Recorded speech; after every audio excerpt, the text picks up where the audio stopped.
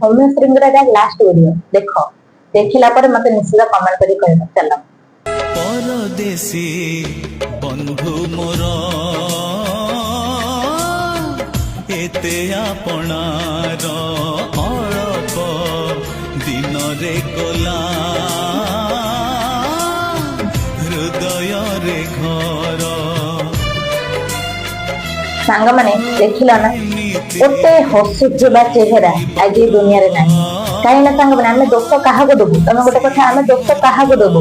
ଗୋଟେ ହସୁଥିବା ଚେହେରା ମାନେ ସବୁବେଳେ ସମସ୍ତ ହୃଦୟରେ ଅଛି ସେଇ ଝିଅ ସୌମ୍ୟଶ୍ରୀ। କାହିଁକି ନା ସାଙ୍ଗମାନେ ଗୋଟେ କଥାରେ ଅଛି ପରା, ଭଲ ଝିଅକୁ ଦୁନିଆରେ ଜାଗା ନାହିଁ। ସେମିତି ଏମିତି ଗୋଟେ ଝିଅ ଥିଲା ନା, ତା ଭିଡିଓ ତମେ ଦେଖିଥିବ ବର୍ଷେ ତଳେ, ସମାନ ଆଜି ବର୍ଷେ ହେଇଗଲା। କାହିଁକି ନା ସାଙ୍ଗମାନେ ମୁଁ ଗୋଟେ କଥା କହିବାକୁ ଚାହୁଁଛି, ମାନେ ଆଜିକାଲି ଭଲ ଜିନିଷକୁ ନା ଲୋକ ଚାହାନ୍ତିନି। ସେମିତି ସାଙ୍ଗମାନେ ସେ ଝିଅର କିଛିଟା ଭୁଲ ତା ଜୀବନ ହିଁ ବର୍ବାଦ କରିଦେଲା। ମୁଁ ଗୋଟେ କଥା କହୁଛି, କେବେ ବି ନିଆଁ ସହିତ ପାଣି ସହିତ କେବେ ବି ଏମିତି କରନି, କାହିଁକି କେତେବେଳେ ବି ତମ ଜୀବନ ଯାଇପାରେ। ତମେ ଏବେ ଜୀବନ ଛାଡିକି ପଳେଇଲ, ତମକୁ କହିବା ବାଲା ହଜାରେ ମିଳିବେ, ହେଲେ ବଞ୍ଚେଇବା ବାଲା କିଏ ମିଳିବେନି। ବୁଝିପାରୁଛ ତ? ସମସ୍ତେ ମୋ ଝିଅ ମାନଙ୍କୁ କହୁଛି, ଯଦି ତମେ କିଛି ବି ଗୋଟେ କରୁଛ ନା, ସ୍କୁଲରେ ତମେ ଯଦି ଟର୍ଚର ପାଉଛ, ସେଇଟା ଫ୍ୟାମିଲିକୁ କୁହ, କେସ୍ କର, ନ୍ୟାୟ ମାନେ ହାଇକୋର୍ଟ ଯାଇ ଯାଅ।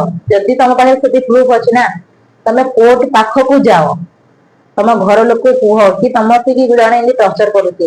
ସେଇଟା ସମସ୍ତେ ଜାଣିଛନ୍ତି, ତାଙ୍କ ସାର୍ ତାଙ୍କୁ ଏତେ ଟର୍ଚର କରିକି ତାଙ୍କୁ ନ୍ୟାୟ ମିଳିଲାନି। ତାଙ୍କ ସାର୍ ଆଜି ନହେଲେ କାଲିକି ସେ ସାର୍ ବାହାରକୁ ପଳେଇ ଆସିବେ।